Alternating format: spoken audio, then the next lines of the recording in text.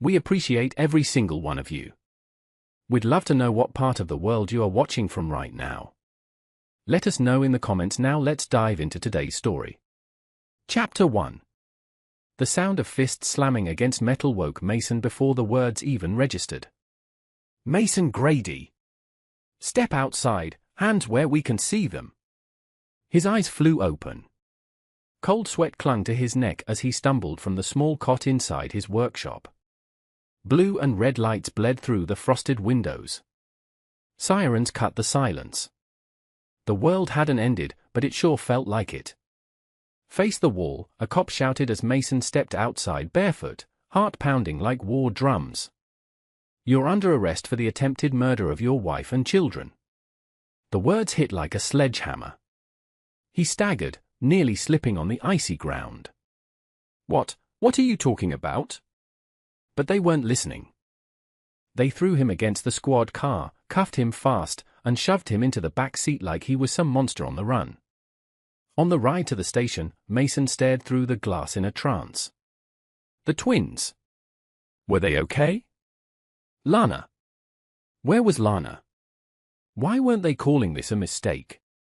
Hours blurred into bright lights and interrogation rooms. A detective tossed a photo onto the table. Mason's SUV crushed against a tree, front end mangled, airbags exploded. Blood smeared across the passenger door. She says you were driving, the detective growled. She says you were trying to kill them. Mason's throat dried out. That's insane. I wasn't even in the car, but deep down, something worse crawled into his chest. If Lana was framing him. What did she do? And why would the woman he once trusted with his life want him erased from it forever? The memory came in flashes, not his own, but what they told him. A winding road through the woods just after sunset. A birthday dinner. The twins buckled in the back seat.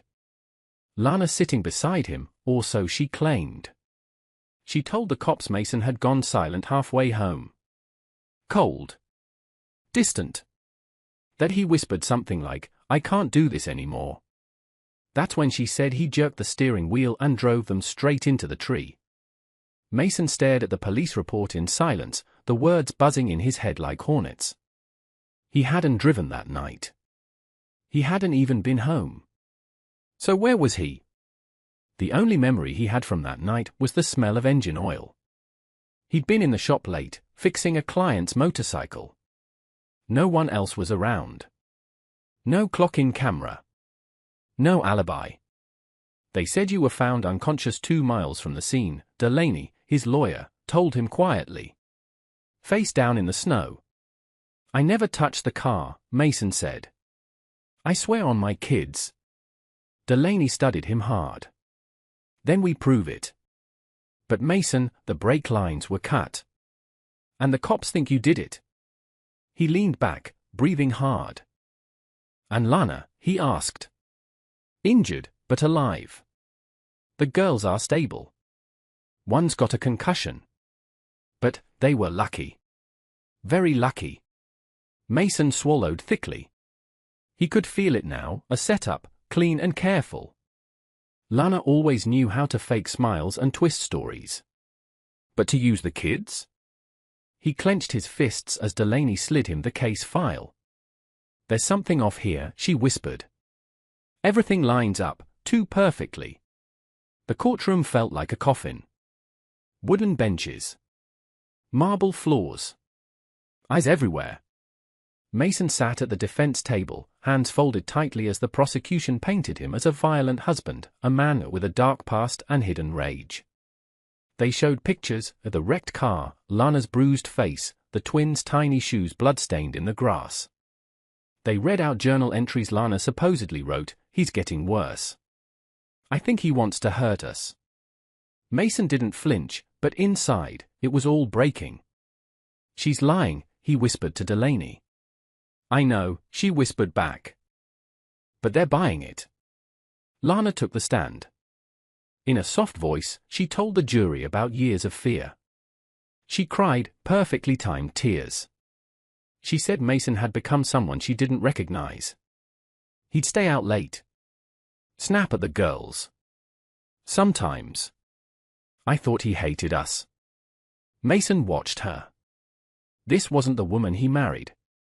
This was a stranger, calm, beautiful, and deadly with her words. When the DA asked her about the crash, she said, "He didn't brake. He looked right at me before he did it." Gasps filled the courtroom. Cameras clicked. Mason felt the heat rise under his skin. "She's setting me up," he muttered. "She's setting me up in front of the world." After court, Delaney leaned in. "We need something, anything, to turn this around. Or she wins." Mason's eyes stayed locked on the exit Lana walked through.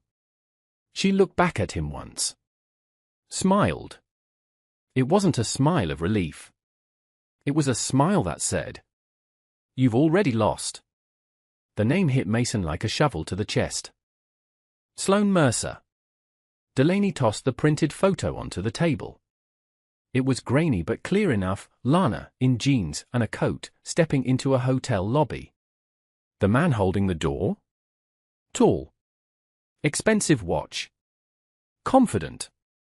Lips close to hers. "Sloan Mercer," she said.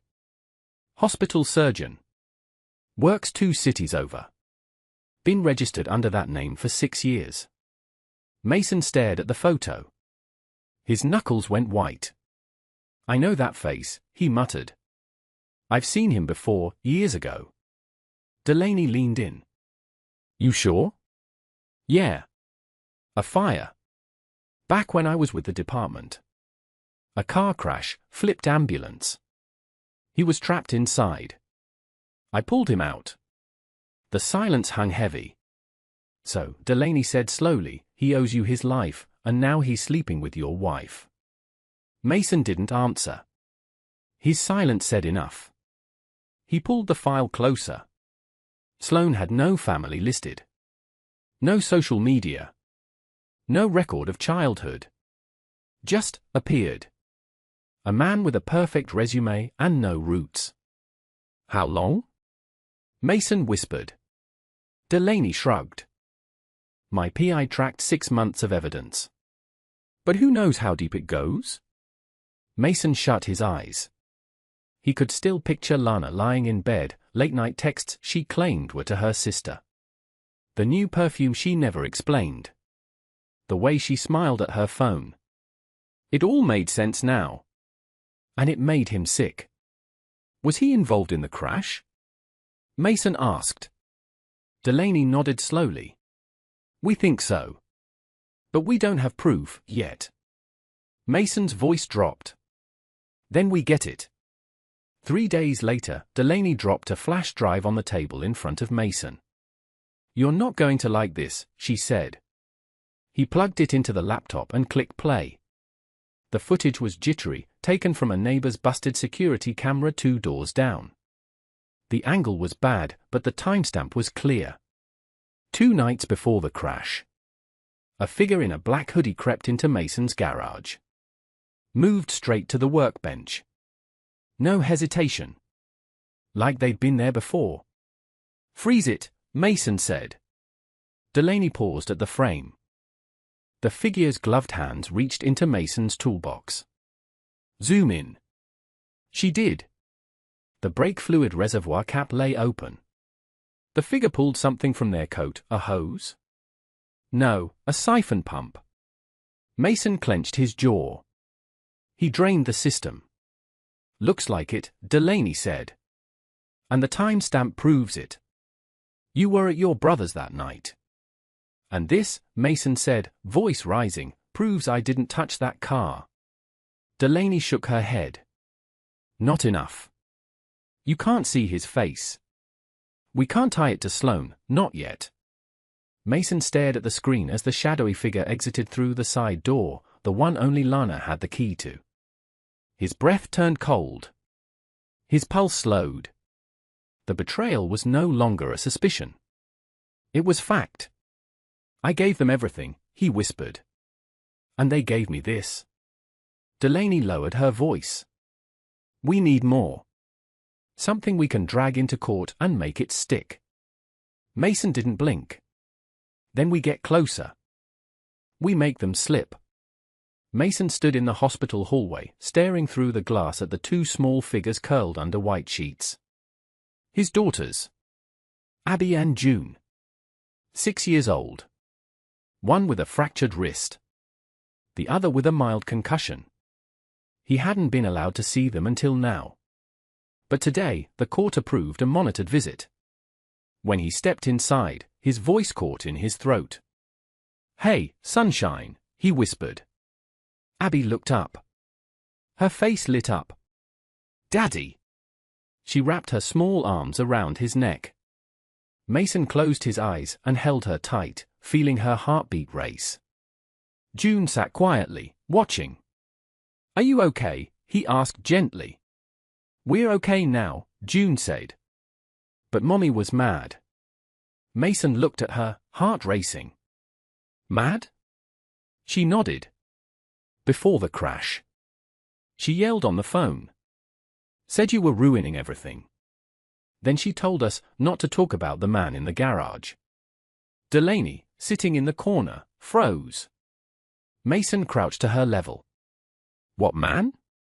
"I don't know. He had gloves. Mommy said if we talked, we'd go to sleep forever." Abby nodded. "But we didn't talk, Daddy. We didn't tell." Tears welled up in Mason's eyes, not from pain, from guilt. "No," he whispered. "You did perfect. You're safe now." He kissed their foreheads and turned to Delaney. "We just got our first real break." Lana Avery knew how to play the role. To the world, she wasn't just a survivor, she was a mother who'd lived through hell and come out glowing. Dressed in a black blazer and soft blue blouse, she sat on the morning talk show couch, tears perfectly welled in her eyes. Cameras rolled. Viewers leaned in. And the host leaned closer with a rehearsed look of sympathy.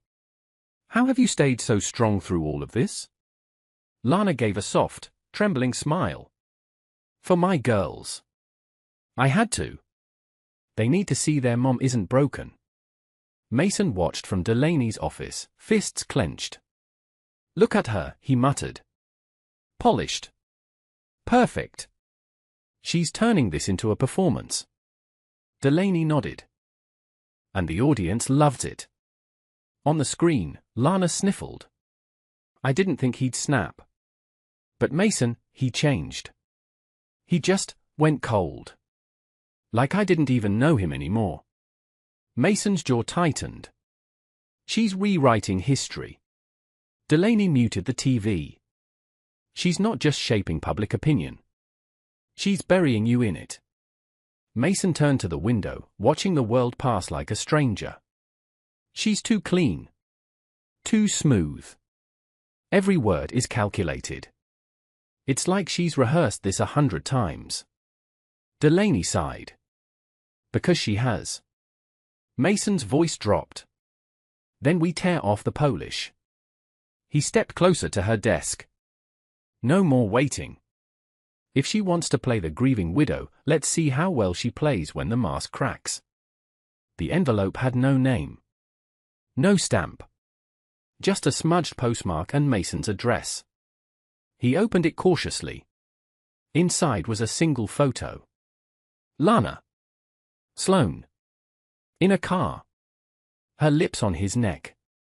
The timestamp read, 2 weeks before the crash. There was more. Taped to the back of the photo was a burned corner of a legal document, mostly unreadable, but one word was clear: insurance. Underneath, someone had scribbled in black ink, "She's been burning you alive for years. Time to open your eyes." Delaney examined it carefully. "Someone wants you to fight back." Mason's eye stayed on the photo. His stomach twisted, not from the kiss, but from the look on Lana's face. It wasn't lust. It wasn't guilt. It was control. "She's not afraid," he said quietly.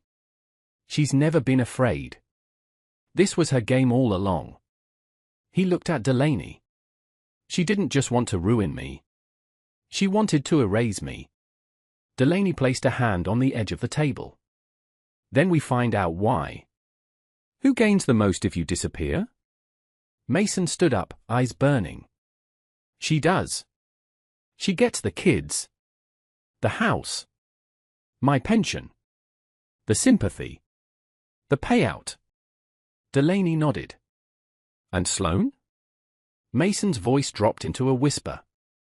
Maybe he gets what's left of her, or maybe he gets something bigger.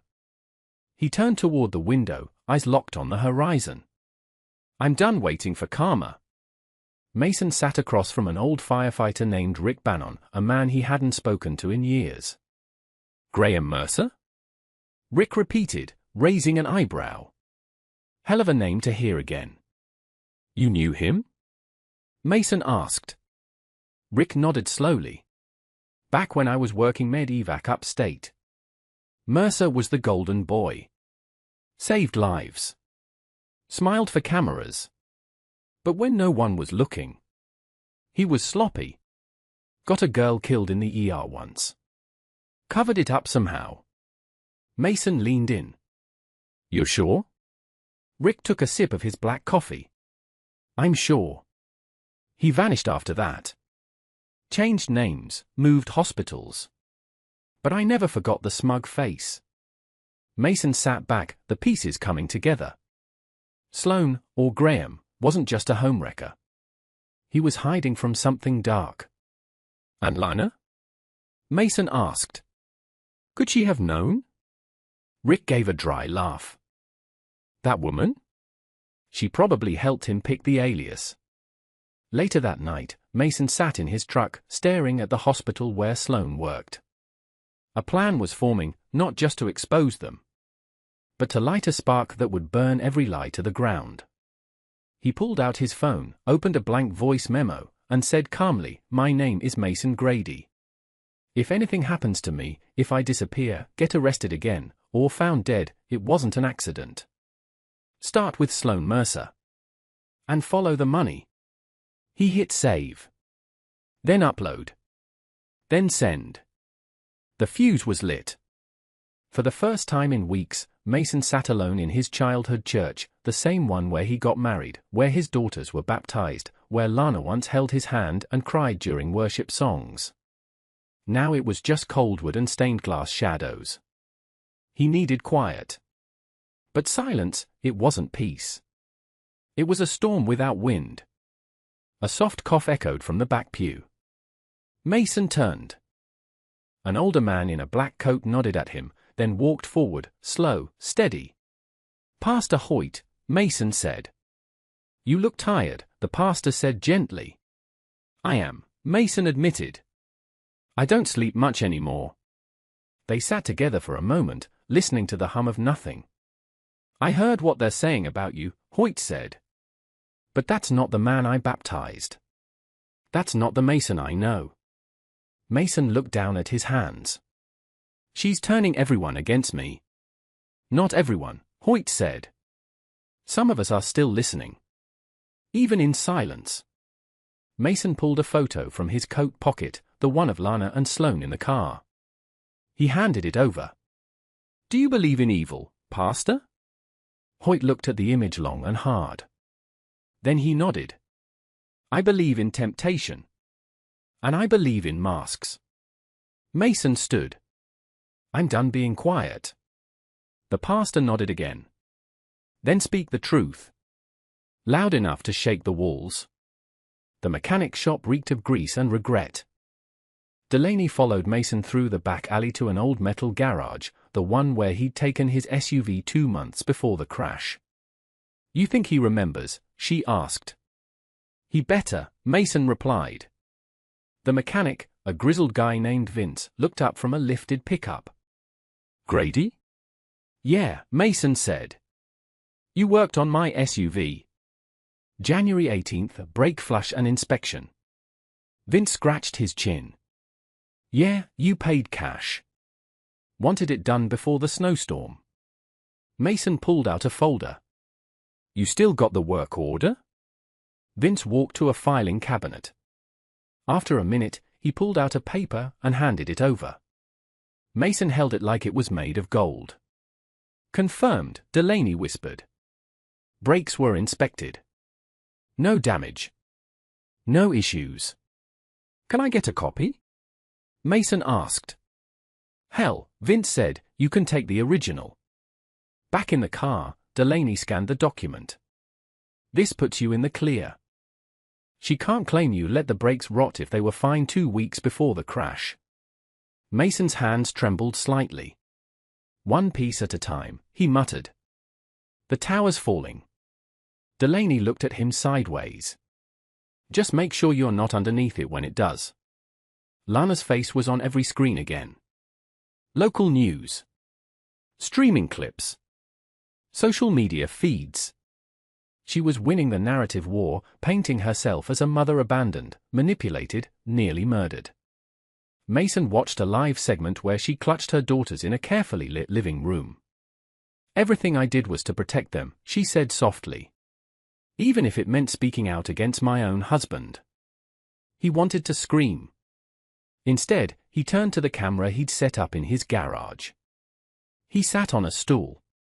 Pressed record. My name's Mason Grady, he said. You've seen her version. Now it's time you heard mine. He paused, staring straight into the lens. But before I say anything else, tell me something. You, watching this right now, where are you from? A beat. I mean it. Drop it in the comments. Type it out. What city are you in? Because if you're anywhere like me, you know what lies sound like. You've heard them before. You've smelled them in the air, sweet on the surface, rotten underneath. He leaned forward. I gave her everything. My trust. My name. My daughters. And she gave me headlines that say I tried to kill them. Another beat. She's lying. And I'm going to prove it. He pressed stop. The file uploaded to every platform at once. It took 5 minutes to go viral. Sloan Mercer didn't exist. At least, not legally. Delaney stood in front of Mason, holding a stack of printed records and a look of quiet triumph. Meet Graham Sloan, real name Graham Mercer. Born in Oregon. Changed his identity 7 years ago after a malpractice investigation. Mason took the folder. Inside were news clippings, court notes, and one blurred photo of a younger, cockier Graham in a lab coat. He was accused of falsifying records after a patient died on his watch. The case got buried, and so did his name. Mason stared hard at the paper. So, that's what he's running from. Delaney nodded. And now he's doing it again. But this time, with Lana. Mason's face darkened. He owes me his life. I pulled him out of a burning ambulance. If I'd known what kind of man I was saving, you'd have let the fire finish the job? Delaney asked quietly. He didn't answer. The silence was enough. She slid a final document across the table. This is his original birth certificate. You'll want to see the name listed under next of kin. Mason read it. His hand went still. Lana Avery. Half-sister. His pulse stopped. For a second, the world blurred. She's been in on it from the start, he said slowly. This wasn't just about cheating or insurance. This was blood. Legacy. Something deeper. Delaney leaned in.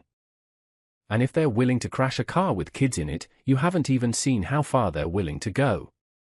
Mason stood outside the firehouse. He hadn't been back here in years. Not since the day he hung up his gear and walked away from the smoldering ruins of a career he'd loved and almost died for. Inside, the walls still smelled of smoke and steel.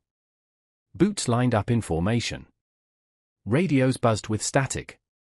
Captain Rowe spotted him first. Grady, he said, surprised. Damn. Been a minute. Mason nodded. I'm not here for memories. Rowe raised a brow. Then why come back? I need the logs, Mason said. From the Mercer rescue. The one where the ambulance caught fire. Rowe scratched his beard. You really think digging into that helps you now? I don't think, Mason replied. I know. An hour later, Mason sat in the break room, flipping through the call report. He found it. Fire number 6274. Victim, Graham Mercer. Injuries, minor burns, smoke inhalation. Rescuer, Mason Grady. Incident note, victim resisted rescue. Panic response. Kept shouting about they'll take it all. He froze. Take what? Mason whispered. What was he afraid of losing?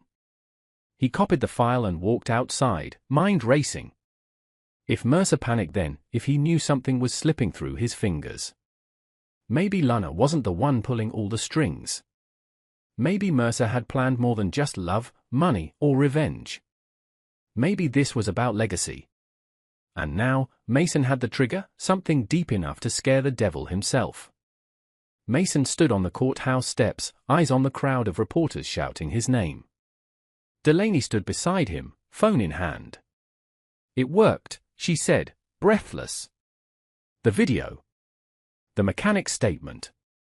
The evidence, it hit hard. Hard enough? Hard enough to get your bail approved. The doors opened behind them. A court officer nodded. You're free for now, Mr. Grady. Don't waste it. Mason stepped down onto the street, a free man, but not the same man who was dragged out of his workshop in handcuffs weeks ago. He'd been broken. Humiliated. Erased from his own life. Now? He was done playing fair. Back at his small apartment, he watched the twins' home videos, shaky cam footage of birthday candles, sidewalk chalk, Lana laughing in the background. He paused the screen. Looked at her face.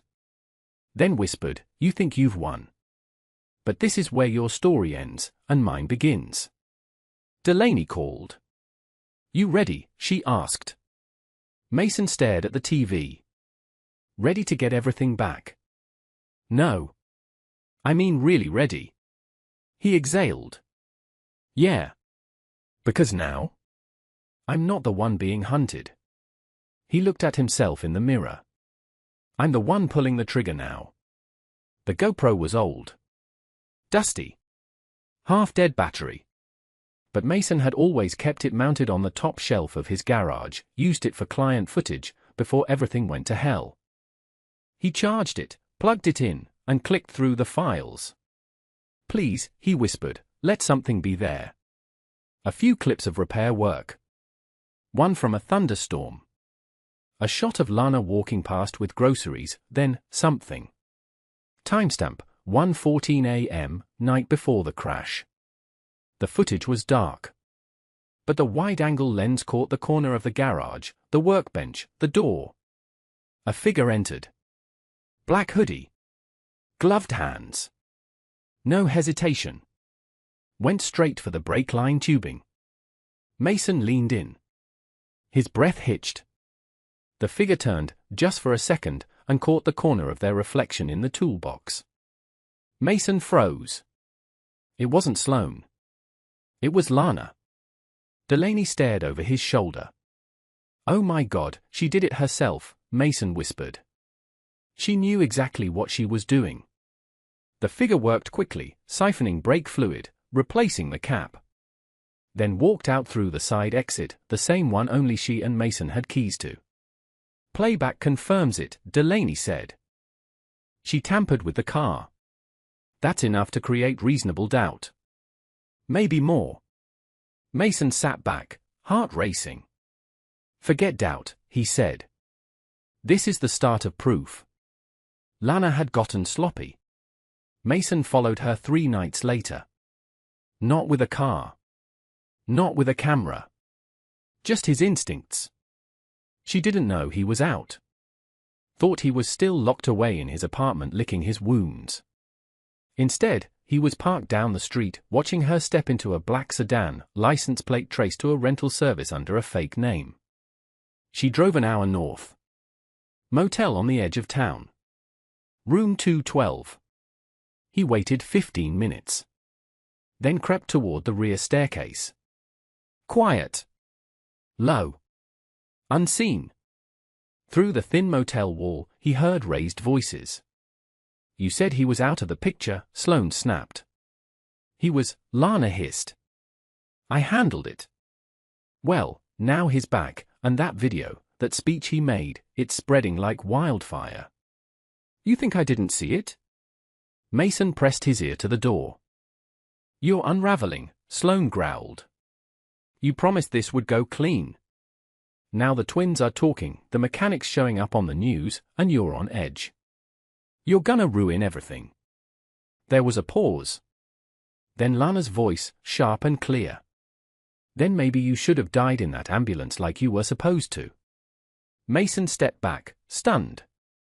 He didn't need to hear more. He had everything he needed. Delaney slammed the motel transcript onto the table. You followed them, she asked, half furious, half impressed. Mason nodded. I heard it myself. She's not just complicit. She's controlling him. He's scared of her. Delaney scanned the notes, her fingers tapping fast. We're close. But we can't blow this now. I know, Mason said. That's why we build it slow. Tight. Clean. When it falls, it needs to fall in public. Delaney looked up. You sure you can handle it? Mason's voice was firm. She broke the rules. She involved the kids. There's no going back. Delaney leaned forward. So what's next? Mason slid a new file across the desk, documents, audio logs, screenshots, old tax forms tied to a shared property Lana never disclosed in court. Next, he said. We make her think she's already won. Then we watch her destroy herself. Delaney nodded. One condition, she said. You trust me completely from here on out. Mason held her gaze. I do now. Mason hit record and stared into the lens. No background music.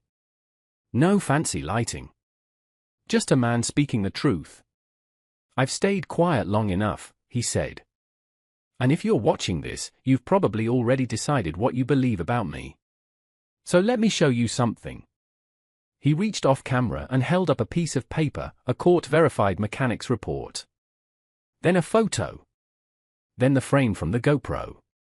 Then a timestamp. Every document. Every receipt. Every scar. The crash wasn't an accident, he said, steady and direct. It was a performance. Staged by someone I once trusted more than anyone in this world. He let that line sit. Then he looked straight into the lens. Lana. I know you're watching. And I know what you're thinking. That this is desperation. That I'm bluffing. That I'm weak. He leaned forward. But here's the thing. You forgot something important. He held up a photo of the twins. I've already lost everything that mattered. There's nothing left for you to take. Upload. Scheduled. Private link. He copied the link and texted it from a burner phone. To Lana Avery. Subject, game over. Message, you might want to see this. And think carefully before your next move. He put the phone down. Then waited. Lana didn't reply. But Mason didn't need her to. The moment she saw that message, he knew her mind would spiral. And that was the plan. In Delaney's office, Mason laid it all out on a whiteboard, like a war strategist mapping his final assault. We hit her in waves, he said. First, release the footage. But not all of it. Just enough to rattle her. She'll start making calls. Deleting files. Reaching out to people she thought were safe. Delaney nodded. And while she's scrambling, we dig, Mason said. Find her weak points. Financial accounts. Property transfers. Any traceable move she didn't report during the investigation. And the endgame? Mason tapped the center of the board, Lana's name circled in red. She panics. Lies. Slips. And when she does, we're ready with the final hit, live, public, undeniable. Delaney raised an eyebrow. You sure you can stay calm when it counts? Mason's voice was cold. Calm? No. He took a deep breath. Controlled? Absolutely.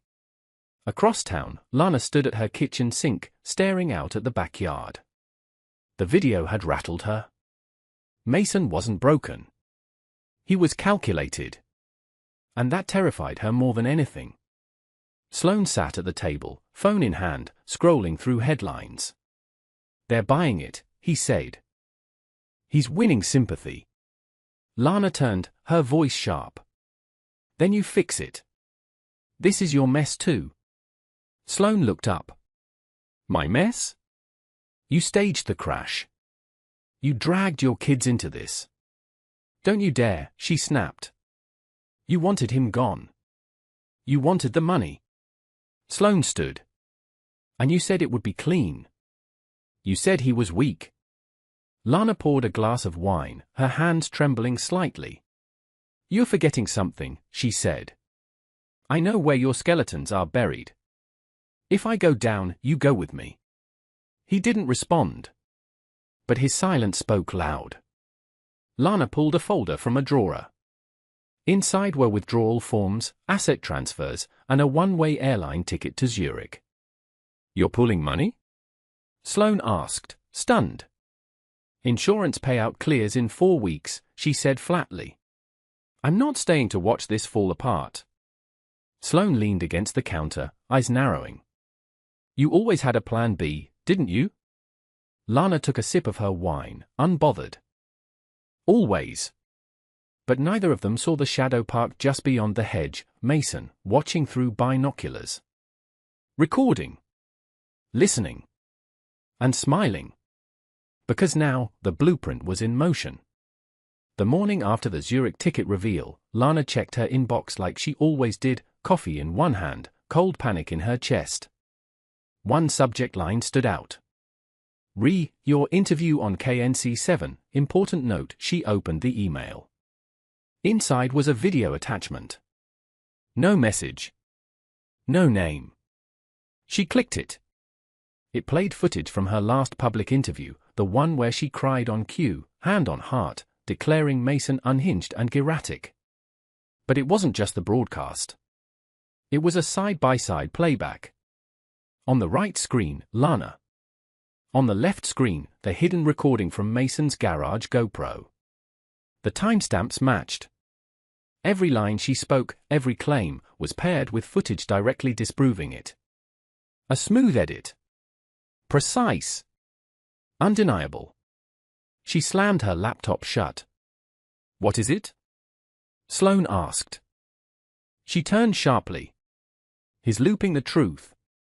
Turning every lie back on me. She stood, pacing fast. He's not playing defense anymore. He's coming after me, publicly. Sloane looked away. He warned you. Lana stopped pacing. No. He baited me. There was a pause. Her hands were shaking now. He's bleeding us out, she whispered. A slow bleed. Strategic. So by the time the truth hits court, we're already guilty in the public eye. Sloane rubbed his temples. You said he was soft. I was wrong, she whispered. Lana's hands trembled as she poured herself a second glass of wine, this one stronger than the last. Outside, the wind howled through the hedges. The night felt different. Thicker. Heavier. She turned the faucet on. Cold water rushed. And that's when she saw it. A shattered wine glass in the bottom of the sink. Except, she hadn't broken anything. She hadn't even used a glass last night. Her throat tightened. She pulled open drawers. Checked doors. Windows. Locks. Everything sealed. Everything closed. Sloane entered the kitchen, phone pressed to his ear. What are you doing? She turned. Someone's been here. What? The sink. Look. He walked over. Glanced down. It's just a broken glass. I didn't break it, she snapped. I didn't use it. Not last night. Not this morning. Sloane stared at her. Then he noticed the faint trail of wet footprints leading from the patio door to the sink, almost invisible in the kitchen's shadows. His face drained. You sure the door was locked? Lana nodded slowly. Deadbolt. He didn't speak for a second. Then he whispered, we're being watched. But neither of them said what they both feared. It wasn't the police. It was Mason. And the glass in the sink? It wasn't just a warning. It was a message. I'm already inside. Rain hit hard at night, sheets of it slamming the windshield as Sloane gripped the steering wheel, eyes darting through the blur. Why are we driving in this? He snapped. Lana didn't answer. She just stared ahead, jaw tight, hands balled in her lap. You think he's watching us now? I don't think, she said. I know. They pulled into the driveway of the lake house. Remote. Empty. Purchased under a fake LLC 3 years ago for moments just like this, when the world felt like it was collapsing. Inside, lightning flashed through the tall windows. The lake boiled with rain. Lana poured another drink. Sloane paced. He's in our heads, he said. He's dragging us toward something. You don't see it? Lana turned. That's because you don't know him. Then enlighten me. She slammed the glass on the table. Mason doesn't play fast. He plays smart. Slow. He doesn't want to destroy us with evidence, he wants to watch us drown in it. Outside, thunder rolled across the water. Sloane looked toward the door. You locked everything? Lana didn't answer. Because at that moment, her phone lit up. One new message. Video attachment. No sender. She clicked it. It was a screen recording showing her Zurich flight reservation being cancelled. Her eyes went wide. He's not just watching us, she whispered. He's inside our systems. Rain slammed the windows. Lightning exploded outside. And the storm inside? Just beginning. The phone call came at 2:16 a.m. Delaney sat up in bed, blinking at the screen. Caller ID, unknown. She hesitated, then answered. Hello? A voice, shaky, scared, filled the line. It's Elise. Lana's sister. Delaney sat straight up. Why are you calling me? I don't know who else to talk to. I think something really bad is happening. Delaney grabbed her recorder, turned it on quietly. Elise, take a breath. Start from the beginning. Elise's voice cracked. Lana came to my house last week. Said she might need me to say something for her, if things got worse. She gave me a script. A script? Delaney asked. For what? She wanted me to lie to the police. Said I should say Mason had been violent. That I'd seen bruises. Delaney's pulse quickened. Did you? No. Never. I never saw him be anything but gentle. Even when Lana was difficult. There was silence on the line. Then Elise whispered, I think she's going to try something worse. I think she's scared now. And when Lana's scared, she burns everything around her. Delaney leaned forward. Would you testify? Elise took a breath. If it protects the twins, yes. The line went dead. Delaney stared at her phone. One more domino had just fallen. Sloane Mercer lit a cigarette with shaking hands, staring out at the lake house window as thunder rumbled again across the sky. Lana sat curled in the corner of the couch, knees drawn up, watching him.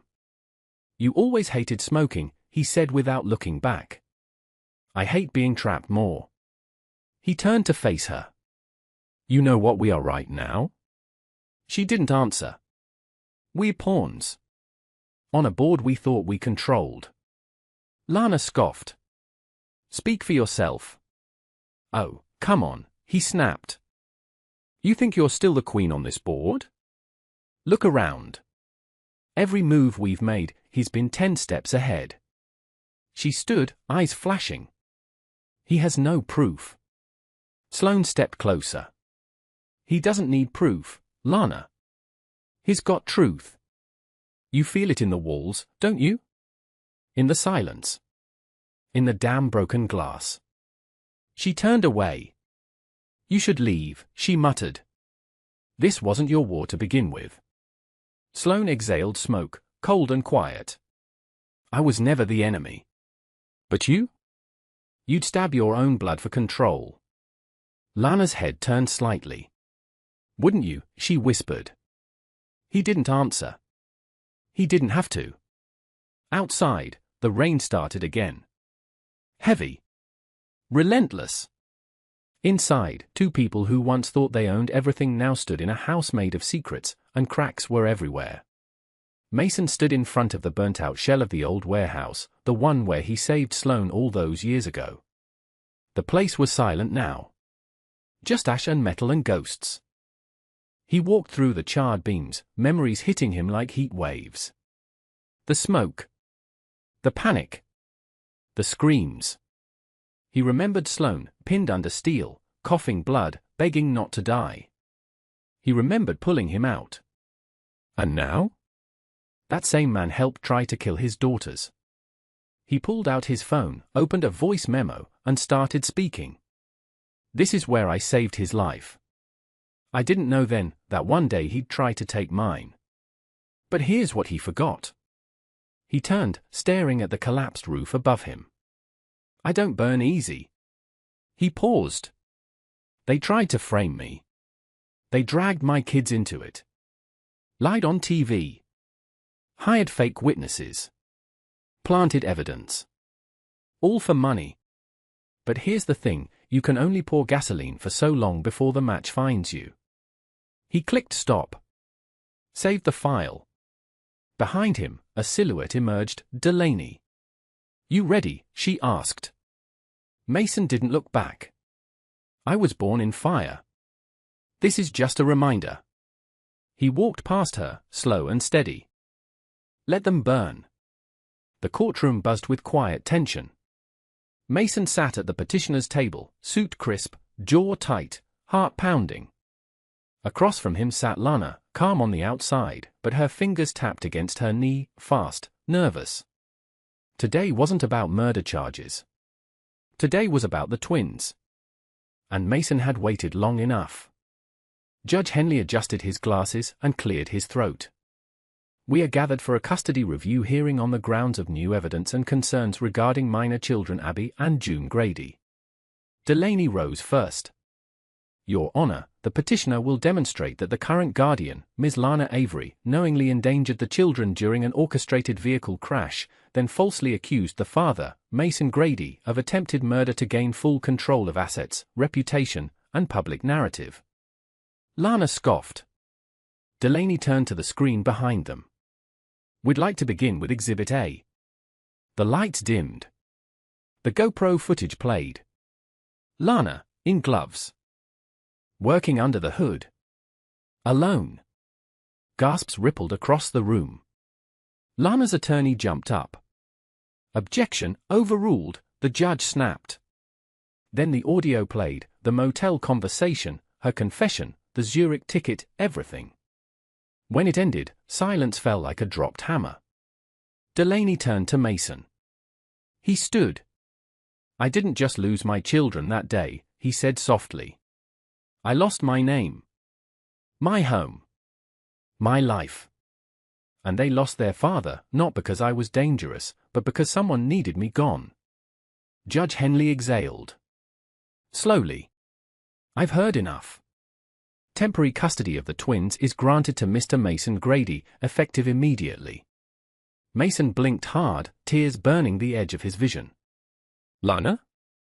She finally looked afraid. Lana's hand shook as she climbed into her SUV. Paparazzi were already circling. Her public support was vanishing fast. Her once polished image was now crumbling across every news outlet. She slammed the door shut and screamed into the steering wheel. "You planned it too well," she muttered. "You smug son of a..." Her phone rang. "Sloan." She answered coldly. "What?" "They're releasing everything," he said. "The footage. The flight plan. Even my name history. You told me you wiped it." "I thought I did." Lana pounded the dashboard. "He flipped the whole thing. He made me the villain." Sloane's voice was distant. "Because you are." "What did you just say?" Silence. "Then, we staged everything. But he made it real. He made the world feel it." Lana's grip tightened on the wheel. "You're pathetic," she hissed. "You were always just a tool. I was the plan. You were the mistake," Sloane snapped. Click. Call ended. Lana stared forward, her reflection in the rearview mirror looking less like a woman and more like a ghost. She'd built a lie so clean it fooled a courtroom. But Mason had dismantled it one fact at a time. Now the only thing left to protect? Herself. Delaney stood in the hallway outside the courtroom, flipping through her phone as headlines rolled in. Shocking reversal, father wins custody amid new evidence. Who is Sloan Mercer really? The hidden life of Lana Avery. She turned as Mason approached, his daughters running down the hall toward him, arms open, squeals of "Daddy" echoing through the courthouse. He knelt and scooped them up, hugging them tight. "I missed you both so much." "We missed you too," June whispered. Delaney gave him a nod. "It's happening. Public opinion has flipped. Judges, media, even the DA's office is revisiting charges." Mason looked down the hall. "Where's Lana?" "Vanished," Delaney said. "Didn't stick around after the ruling. No interviews. No final words." "She's planning something," Mason said. Delaney agreed. "Probably. But now, we plan better." They walked to the exit. Outside, a breeze blew through the trees. For the first time in months, the sun felt warm again. Mason looked at his girls. "Let's go home." "Because now?" The switch had flipped. And this time, he held the power. Lana had always known how to speak to cameras. She didn't cry, she leaked emotion. She didn't lie, she shaped the story. But that morning, sitting stiffly across from the news anchor in a prim studio, something had changed. The light in her eyes? Flickering. The confidence in her tone? Cracking. "We know you've been quiet since the custody decision," the host began. "How are you feeling?" Lana's smile wavered.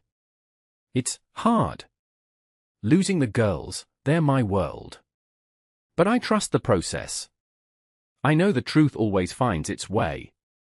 Behind the cameras, Mason and Delaney watched on a private monitor. A friend in the station had slipped them access. "She's trying to control the damage," Delaney muttered. "But she's off script." The host leaned in. "What would you say to those who believe Mason's version of events? That the crash was deliberate?" Lana blinked. I never wanted harm. It was an accident." He was upset. Things happened so fast. Delaney hit pause. "Go back," Mason said. They rewound 10 seconds. Played it again. Then again. Delaney raised her brow. "Did you catch it?" Mason nodded. She said he was upset, not he lost control. She just changed her entire testimony in one line. "And it's on national TV," Delaney added. "Slip," Mason whispered. "Big one." She looked over. "We use it?" He didn't blink. "We broadcast it louder than anything she's ever said." The invitation was handwritten. Classy. Elegant. Seemingly harmless.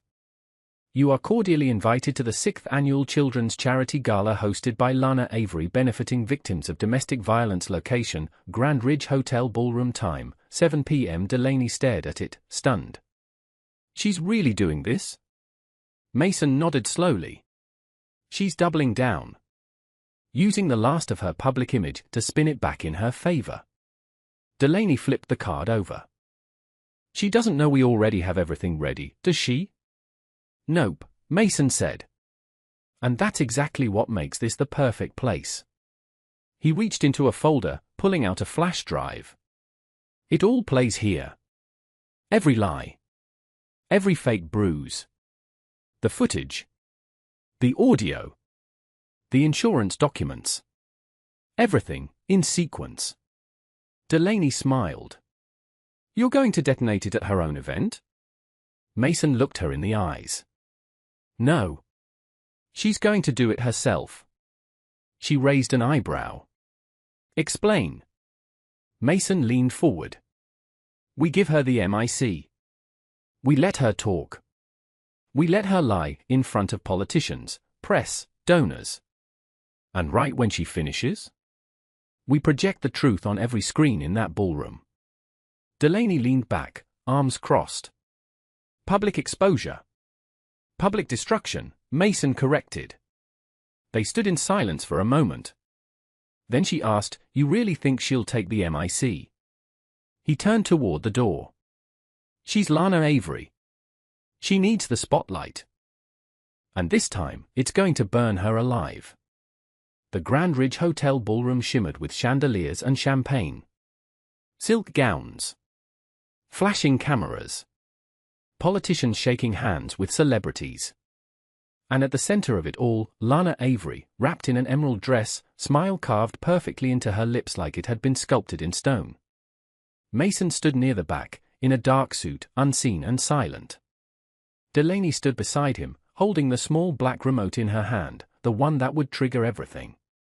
You're sure she'll do it? Delaney whispered.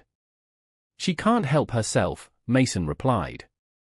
At exactly 7:48 p.m., the MC took the stage. And now, our host, advocate for women and children, the one and only, Ms. Lana Avery. Applause thundered. Lana stepped up to the podium, kissed the MIC with her eyes. Thank you, she said, voice silky. This cause means everything to me. Because I know how it feels to survive pain. To walk away from violence. To protect the innocent. Mason's jaw clenched. She's still selling it.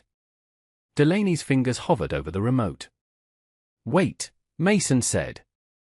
Let her dig. Lana continued. I lost everything once, but I rebuilt. For my girls. And for every woman out there afraid to speak. The room erupted in applause. Delaney's finger clicked the remote. The screens behind Lana, once looping charity slideshows, flickered. Then changed. The room went quiet.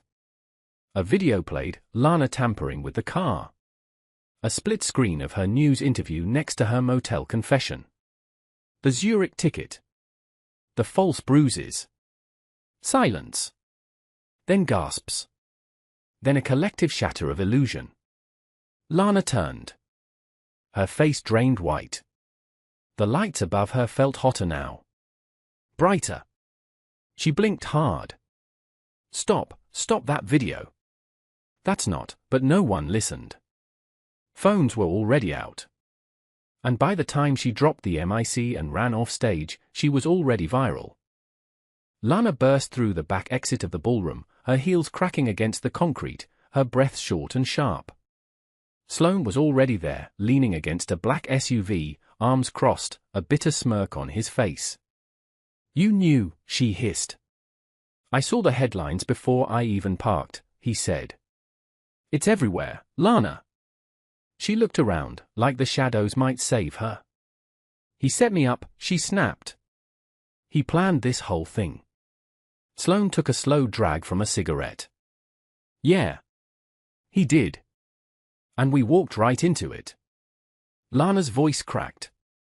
I have nothing left. That's not true, Sloan said coldly. You've still got the fallout. The lawsuits. The court orders. And, oh right, maybe prison time. She turned to him. You're part of this too. Don't forget that. Sloane didn't flinch. Maybe. But I wasn't the one who lied under oath. Or used her own kids as pawns. He opened the car door. You're toxic, Lana. You used me. You used everyone. Lana's eyes flashed. Don't you dare walk away from me. But he already had. The SUV engine roared, and with a cloud of smoke, he was gone. She stood in the alley alone, once untouchable, now unraveling. She could already hear it coming, the arrest warrant. The news vans. The headlines shifting from admiration to outrage. For the first time, Lana wasn't running the show. She was the headline. She was the scandal. And the spotlight she once craved? Now it was burning her alive. The house was quiet. Too quiet. Mason walked down the hallway slowly, past the framed photos of birthdays and vacations, memories that felt like they belonged to someone else. The twins were asleep. The court had officially granted full, permanent custody. But tonight wasn't about legal victories. Tonight was about everything after the war. He sat at the edge of Abby's bed, brushing her hair softly with his fingers. She stirred, but didn't wake. Then a whisper broke the silence. Daddy? It was June. Standing in the doorway, pajamas wrinkled, her voice barely audible. Yeah, baby, he said gently. She walked over, clutching her stuffed dog.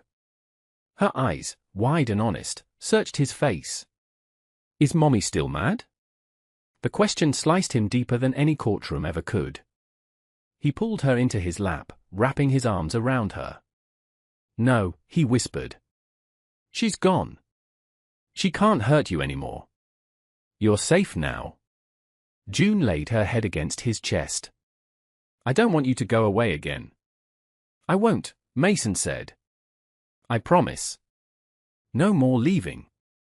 No more scary days. In that moment, he felt it, the break. Not the kind that destroys, the kind that opens. He wasn't angry. Not anymore. He wasn't hunting. Or chasing. Or proving. He was just Dad. And that was enough. The courtroom was colder this time. Quieter. This wasn't a custody hearing. Or a family drama. This was criminal court. Lana Avery stood at the defense table, no longer polished, no longer perfect. Her wrists were cuffed. Her hair unstyled. Her voice? Absent. The prosecution laid it all out, the car tampering, the false claims, the fraud, the conspiracy with Sloane Mercer, the insurance policy, the money trail. Mason sat silently in the back row, arms folded, eyes steady. Delaney leaned over to him. She's going to take a deal. He nodded. She doesn't have a choice. When the judge returned from recess, the courtroom held its breath. Lana stood. Her voice barely carried across the floor. I plead guilty to all charges. Murmurs erupted. The judge's gavel slammed down. Order. A plea agreement was entered into record. 10 years minimum. Parole eligibility after 7. But Lana didn't flinch. She didn't cry. She just glanced once, just once, back at Mason. And for the first time in months, she didn't smile. Afterward, as they walked outside, reporters swarmed, cameras flashing. But Mason didn't stop. He just whispered to Delaney, "It's over." She looked over. "You sure?" He exhaled. "No. But it's enough." They stepped out into the daylight. And for the first time in a long time. It didn't feel borrowed. It had been 2 weeks since Lana's sentencing. Life outside court resumed, slow, like a city after a blackout. But inside Mason, something still hadn't settled. The trial was over, but the trial inside him? That wasn't done. He found himself pacing through Delaney's office, staring at the news on silent TV screens. Local news producer sentenced for attempted murder scheme. I plead guilty. Lana Avery accepts full responsibility. She owned it at the end, Delaney said from her desk. Mason shook his head. Did she? Or was that just strategy? A clean exit from the stage? Delaney stood. Does it matter? He paused. That's what kept bothering him. It did. He wasn't sure if it was closure he wanted, or confession. Delaney reached for a sealed envelope from her inbox.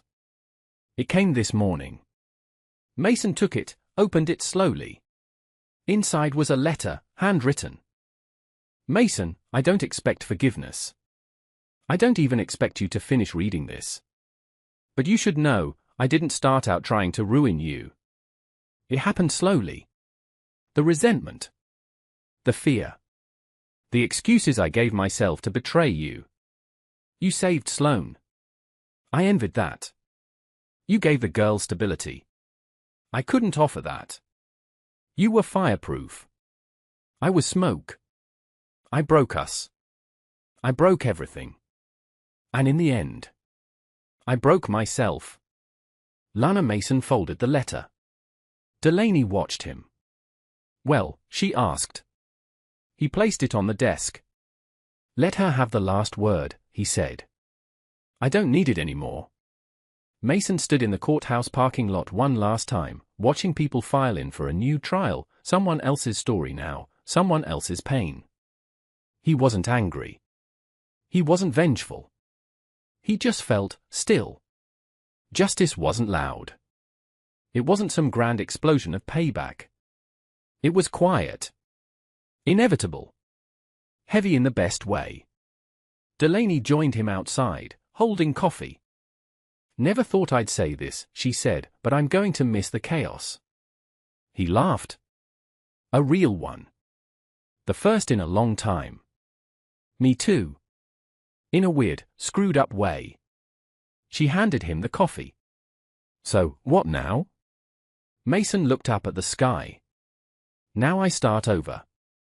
You know, she said, some people would call this a win. He nodded. It is. But it came at a cost. Delaney tilted her head. Would you change anything? He paused. I'd stop believing the worst in myself just because someone else treated me like I was worthless. A long silence passed. Then Delaney smiled. That's justice, Mason. Not a verdict. That. He sipped the coffee. Watched the sun creep higher. And for the first time since the crash, since the betrayal, since the fall, he felt the ground under him again. Solid. Real. Unshaken. He didn't need revenge anymore. He had justice.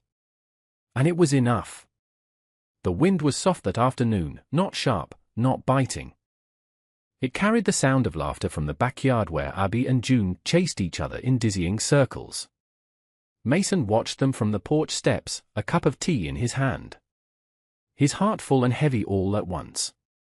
It had been weeks since the trial ended. No more press. No more cameras. No more calls from lawyers or whispers in grocery store aisles. Just peace. A strange, unfamiliar kind of peace. Daddy! Abby called out, waving a picture in her hand. Look what I made. He smiled, setting his cup down and stepping into the sun. She held up a drawing, a stick-figure family, standing in front of a house with the words, "Our home," written in bold crayon. Mason crouched to her level. This is beautiful, Abs. June peeked over her sister's shoulder. That's you in the middle. And that? Mason pointed at the dog. That's Barkley, Abby said proudly. Even though we don't have a dog yet. Mason laughed. I think we can make that happen.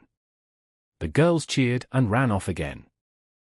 He stood there a moment longer, letting it all settle in. The fear was gone. The second guessing. The rage. The constant ache of being unseen. It didn't vanish overnight. But somewhere along the line, maybe in that courtroom, maybe in the quiet, he had finally let it go. He exhaled, long and slow. That was the moment. The release. Not of Lana, but of the weight she left behind. Later that evening, Mason stood by the fireplace, sorting old files. He found an old USB drive tucked between two folders, no label, just dust and plastic. He nearly tossed it aside. But curiosity paused his hand. He plugged it into the laptop. Only one file. Voice_memo_L.a. He hit play. Lana's voice, raw and unpolished, poured through the speakers. Not the polished reporter tone. Not the liar. This was something else. "I know this will probably never be heard," she said, her voice low. "And if it is, you probably hate me by now." Mason leaned forward. "I don't even know why I'm recording this. Maybe because I'm scared. Or maybe because I finally see what I've become." There was a pause. A long breath. "I used to love you. Not for the man you were, but for how safe I felt beside you. But I started confusing comfort for control, and when I couldn't control you anymore, I broke things. Us. The girls. Myself." Mason closed his eyes. "I didn't deserve your forgiveness. I don't. But I hope the girls grow up knowing what kind of man you are. Because I never told them. I never showed them." Another silence. "Goodbye, Mason. I hope this ends with you whole." The recording stopped. He sat there, motionless, the glow of the fire reflecting off the laptop screen. It wasn't closure. It wasn't an apology. But it was something. He deleted the file without hesitation. Because he didn't need her words to define his story. He had his daughters. His name. His life. And he had finally stepped out from her shadow. The firehouse hadn't changed. Same red brick. Same scuffed boots lined up near the lockers. Same scent of metal, coffee, and old sweat hanging in the air. Mason stood just inside the doorway, helmet in hand, as if time had never passed. Captain Rowe spotted him first. "Look what the wind dragged back in." Mason smiled faintly. "Place still standing, huh?" Rowe chuckled and gestured toward the gear wall. "Barely. But we keep breathing." They walked quietly down the hallway, past the call board, the old faded group photos, the training plaques that hadn't been updated in years. Mason stopped in front of one photo, his last shift, taken just a week before the warehouse rescue. "You ever think about going back?" Rowe asked. Mason didn't answer right away. "I used to. But back then, I think I just wanted to feel like I mattered again." He turned toward Rowe. "Now?" "I matter to two people who call me Dad." "That's enough." Rowe nodded. "You saved lives here. But now, maybe it's time you live one." Before leaving, Mason pulled something from his coat, a framed photo of himself and the twins, smiling wide, arms full of ice cream cones. He hung it on the wall.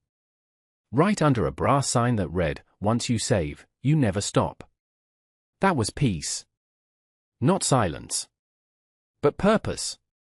Delaney met Mason at the old diner just outside town, the same one they'd passed on the way to court 100 times. But this time, there were no files. No folders. No strategies. Just 2 coffees, a quiet booth, and the soft hum of 80s music from a dusty speaker overhead. "You look lighter," she said, studying his face. "I feel it," Mason replied. "Not perfect, but something close." Delaney smiled. "I meant to ask you something." "Shoot." She hesitated. "Do you ever wonder if you'll let someone in again?" He leaned back, eyes narrowing slightly. "I used to think love was about safety. Comfort. But now I think it's about fire. Not the kind that burns you down, the kind that keeps you alive." Delaney nodded slowly. Maybe that's why we met, she said softly. Not just for the trial, but for what comes after. He looked at her. Really looked. She wasn't polished like Lana. She didn't hide behind rehearsed smiles or careful words. She was real. Mason reached for his coffee. I don't have much to offer. Delaney's voice was calm. You have a heart that didn't harden after being broken. That's more than most. Outside, rain began to fall, light, gentle. Not a storm. Just enough to cool the air. As they stepped out together, Mason turned to her. You ever danced in the rain before? Delaney raised an eyebrow. Is that your line? No, he said with a half smile. It's my second chance. She took his hand. And for the first time in a long time, he let himself feel the flame. It started with a box in the attic. Mason had meant to clean it out for months. Life had kept him moving, court dates, new routines with the girls, long walks with Barkley, the dog they finally adopted, and coffee on quiet mornings with Delaney. But that Sunday afternoon, after the girls had gone to a sleepover, he finally climbed the creaky stairs and pulled the box down. Inside, old tapes. Family camcorder clips. Birthday cards. A dried corsage from Lana's prom night. He sat down on the floor, the dusty air around him still. He clicked play on one of the tapes. The screen flickered, showing a younger version of himself lifting Abby onto his shoulders while June clapped wildly in the background. Off camera, Lana laughed. The real laugh. The one from before it all broke. For a second, Mason felt a pang. Not for her. For the before. Before the lies. Before the crash. Before innocence was weaponized. He watched quietly, his fingers laced together, until the tape ended. Then he packed everything back up, not because he wanted to forget it, but because he didn't need to carry it anymore. Downstairs, he placed the box in the closet, closed the door, and exhaled. You don't erase the past. You honor it. Learn from it. Outgrow it. The letter arrived with a red prison stamp. No return address. No handwriting on the envelope. Just Mason's name in typed block letters. He knew who it was from. He opened it slowly. Inside was a single sheet. You think you've won. But you only got what I wanted you to have. Don't forget, I know you better than anyone. Enjoy the peace, Mason. It doesn't last. He stared at the page. Then laughed. Out loud. Sharp and short. Delaney looked up from across the table. What is it? He handed her the letter. She read it, raised her eyebrows. That's pathetic. No, Mason said. That's expected. She crumpled it and tossed it into the fireplace. You think she'll try something again? Mason leaned back. She can try. But I'm not the man she framed in that garage. Not anymore. Delaney smiled. You're not even close.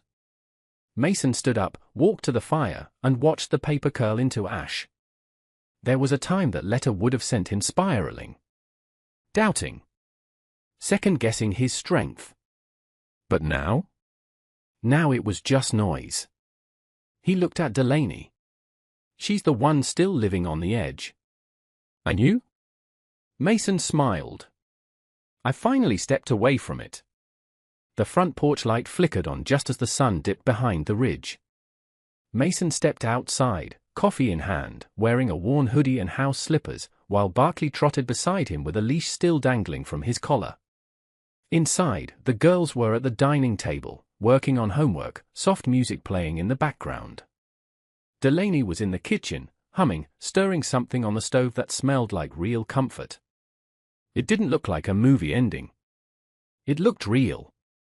Lived in. True. He sat down in the wooden rocking chair, the same one he built himself years ago, and let the rhythm of the wood creaking underneath him match the rhythm of his breath. Slow. Grounded. whole. He'd been broken, framed, burned in the eyes of the world. But the truth didn't just set him free, it gave him perspective. It showed him that the most powerful kind of revenge is rebuilding in full view of the people who tried to ruin you. He didn't need to erase the past. He just needed to create a future louder than it. "Daddy," June's voice called from the door, "we set the table. Come in." He smiled. "Be right there, sunshine." He stood slowly, looked at the sky one last time, then turned back to the house, where his family waited, not perfect, but his. And for the first time in a very, very long time, he was home. If this story gripped your heart, gave you chills, or made you whisper wow at least once, then you know what to do. Tap that subscribe button so you never miss the next emotional rollercoaster. Now tell me in the comments. If you were Mason, would you have forgiven Lana if she truly apologized face to face? I want to hear your truth. Don't hold back. And hey, share this story with someone who's ever had to rebuild their life from nothing. Because sometimes, survival is the plot twist. See you in the next one.